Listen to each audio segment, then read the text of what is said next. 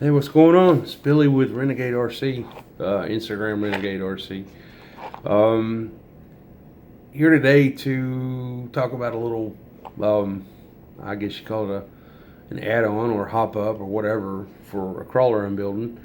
If anybody's been following, I'm building building SCX10ii raw builder's kit, and I'm putting a 66 Ford Bronco body on it with ridgeline cage.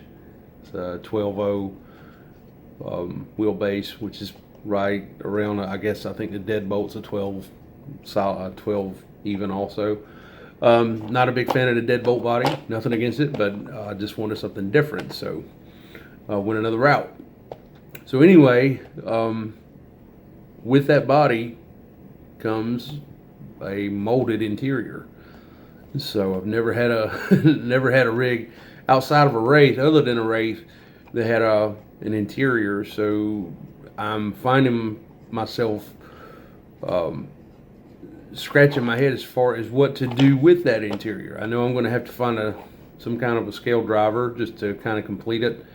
And in doing that, I ran across this at my buddy's hobby shop here in town, and I've been seeing it on the wall for a while, and figured this might be something kind of neat to put in it. I don't know if it's if it's going to work the way I want to or not, but we're going to give it a shot and see what happens. But anyway, what I've got is the Yale Racing motion steering wheel kit. I've never had a need for one of these. I think the novelty of it is probably more than anything why I'm putting it in there. If I'm able to find a driver figure to put in the truck that actually fits it and can modify one of the arm joints of the figure to attach to the steering wheel, and then to have it to, like we would do if we were on the trail, one-handed. And I just thought it would be kind of neat. It was fairly inexpensive for what it is. I mean, it comes with micro servo, all the gears, all the mounting brackets, and the steering wheel itself. And I think the hardest challenge of the whole thing is just finding a way to mount it in my rig, or in anybody's rig, but in mine in particular. When the body is built, then it has a dash also molded in the Lexan. It's a separate piece, so I've already got it set up for it, kinda, but now it's just as far as the mounting points to actually hang this thing and get it all operational.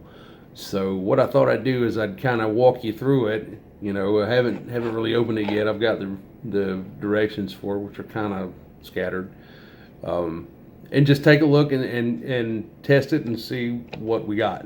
Now, mind you, I won't be able to get it mounted because I've got a couple other things to do before the wife gets back home, and but I'll try to get it mounted this week. But at least let's get it operational and see what all comes with it, and yeah, just test the damn thing. The directions for this are just one solitary sheet, and there are some parts inside of the box, some plugs and whatnot. And there's a plug obviously for the servo. There's another plug in there, another couple plugs in there. One of them's a Y plug, to come off your steering on your receiver, obviously. But there's another one in there that kind of left me scratching my head, and there was nothing on this sheet about what it pertains to or what it does. I did some research last night. Thank you, for not specifying. But come to find out, what I'm talking about is this. Right, let me see if I can get this off here. Oh, this piece right here. And it honestly looks like a small BEC. That's what it looked like for a second. And but I did some research and found out that this is actually a servo reverser. Wow, so I didn't even know they made such thing. I thought you did on that on your radio, but yeah. So if you've got your rig set up and your steering on your rig is tied, you know, is in tune with your radio, and you know, going right on the radio goes right on the wheels. Let's say that the servo itself for the steering was going to the left. Well, that would alleviate this problem and bring it to where everything is in unison together. So yeah, thanks Yeah Racing for not clearing this, and maybe it's just my 48 years of life on God's green earth, not being smart enough to realize that's what it was. But hey, regardless, we're gonna get it in, get it tested, and see what happens, and I'll work on getting it mounted this week. But I think it's just gonna be a neat little addition to a rig that I'm just really hoping that I'm going to be really proud to run. So yeah, let me grab everything. We'll get it all. I'll put it together real quick and try to make heads or tails out of these, and we'll go from there. So just yeah, you guys hang on and we'll get this done. Okay, so I've got it partially mounted just to test. I know that this thing looks like a bowl of spaghetti with 4 wheels at the moment. I'm waiting on a couple of parts that I didn't have to get here in order to get everything in place. But this will give you an idea of what I'm talking about here. I've got the truck on, and it's just sitting here. But to show you what I'm talking about as far as the steering goes, here we go. I'm going to go to the right with the wheels. So as you can see, that steering wheel is actually going the wrong way. So I'm going to take this handy dandy servo reverser and put it in line, and that should straighten everything out.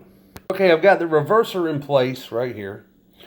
Yeah, I got pure mess here, but so if everything's working like it should, now that wheel should actually follow the steering wheel. So let's give it a shot and see what happens. Oh yeah, much better. It's actually pretty quick too, isn't it? So I think it's going to be a great addition, man. I mean, as soon as the rig is done, or the other parts come in, I can actually get everything laid out and wired in like it should be, and it shouldn't be any problems from that point forward. So yeah, you know, I mean, look, 20 bucks. I don't know if that camera will pick it up or not. Yeah, $19.99 for 20 bucks. You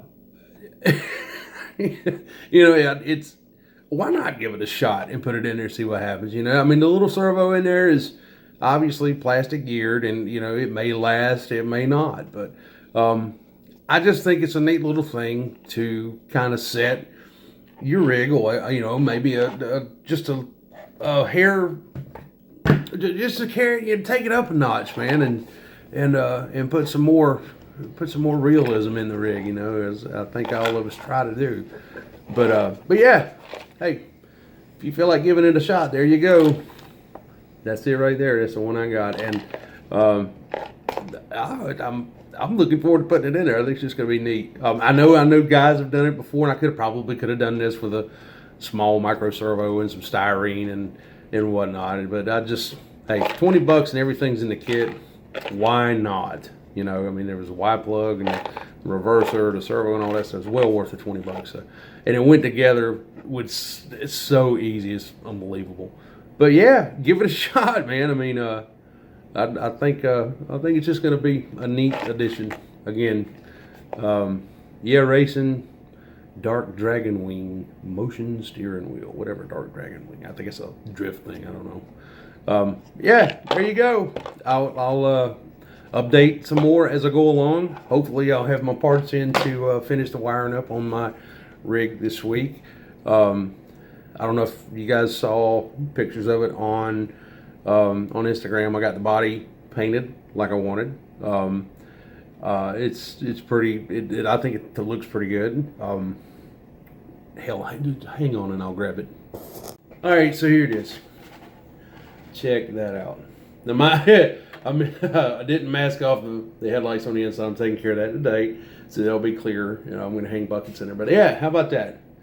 Yeah, not too shabby. I'm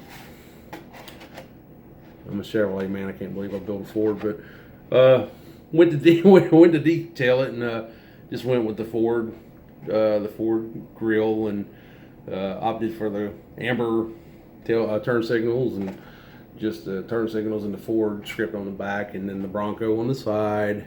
When figured less is more, so I just put an Axial logo below the Bronco, and then the American flag down on the bottom, and I think that's as much as it's going to get.